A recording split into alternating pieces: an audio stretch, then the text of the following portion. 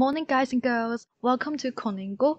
This is Kona. Today's topic is a 12-step guide in learning Cantonese, and this applies to any other Chinese languages too. So let's go. Knowing why you want to spend time on this foreign language is so important that it determines your future learning content for like the variety, formality, character set, level, and aspects. This purpose will support you throughout the whole journey, and it is the reason of you not to give up on Cantonese. Note that your motivation should never be a fact like, oh, Cantonese is spoken by certain millions of people. It is so popular, so that I want to learn this language. No, the data and the numbers won't encourage you in learning a new word or a grammar item, but your passion will. So it is more acceptable to say it's because I love Hong Kong movies or I want to talk to my wife in her mother tongue. Alright, ask yourself a question. Are your mother tongue or the languages you speak closely related to Cantonese? Typically, the similar linguistic features in Sino-Tibetan languages will shorten the time required in picking up Cantonese. And on the other hand, those speaking languages from another language family, such as Indo-European languages, might take some more time to master it. It is not a must, but I highly recommend you to do so because you can get a heads up of what you're facing. You don't have to actually learn that, but knowing the items you're gonna tackle helps you to decide stay or quit. For example, you will come across tones, logogram characters, a different sentence structure in asking yes or no questions, classifier, etc. Meanwhile, you can farewell to gender, verb and noun agreement, and conjugation.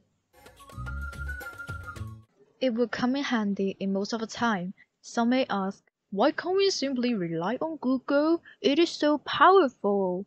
Well, Google is surely powerful, but it's less organized and detailed than a good guidebook. Be sure to check their content before buying, as some might include words and phrases, some might go with grammar only, and some will even do the both. So check and choose the one that applies you the most. If you jump to Chinese characters without having a certain knowledge on them, that would be a pain in ass. And your hand, and your brain. For those in phonogram community, go with the romanization first. There are some systems out there like Yale, Sydney Lau, and Yue Ping. They transcribe the pronunciation in different ways. Yale is usually adopted in older textbook, while Yue Ping is going to replace them. And Sydney Lau's one is closely related to Yue Ping, but is far less popular. In my future video, I will be using Yue Ping for the pronunciation. After having a sense of romanization, you can start matching the characters with their romanized pronunciation. Choose between traditional and simplified characters according to your learning purpose in step 1. Traditional characters contain more strokes and are harder to write. It is used by the people in Taiwan, Hong Kong, and Macau. As for the simplified character, it is derived from the traditional set, and the strokes are simplified. It is employed by mainland Chinese, Malaysian, and Singaporean. Learning stroke order and practicing penmanship is inevitable since it gives you a better understanding of word structure and how to write faster. For my future video, I will be using traditional character for teaching. Don't worry if you want to learn the simplified one, because there are many resources out there and you'll find them useful. You can begin with really simple stuff such as greetings, numbers, date and time, basic verbs and nouns, or even questions. Just imagine what you've learned as a kid for your mother tongue. During this process, you might have observed some linguistic features and patterns that will assist you in advancing your language skills. You have by far built up the language ability by self-learning, but it will eventually come to a bottleneck, and that is the time you should seek help from a professional teacher.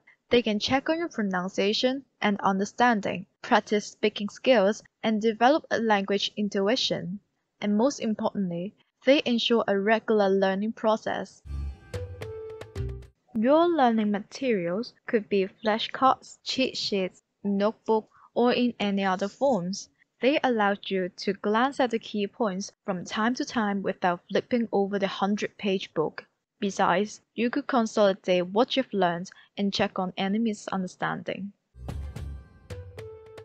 Watching videos is a good way to practice listening in a daily life setting. You can challenge yourself of how much you can understand and learn the culture, idiom, and slangs. Just as what we always say, revise the old, acquire the new.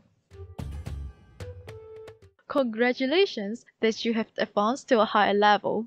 Those are the usual places to go to practice reading skills. Again, be sure to pick a right genre for yourself based on your learning purpose. If you are confident of your Cantonese level, try to put that into use and test what you've got. You can experience the unique culture behind the Cantonese, and there are lots of surprises waiting for you. If you're intended to take an exam, you can look for University of Hong Kong, Chinese University of Hong Kong, CSET, or many others. Hope that gives you a clear idea of how to begin with Cantonese. I will make some more videos about Cantonese later on. Please comment your thoughts and any questions down below. Don't forget to like and subscribe for my next video. Bye bye!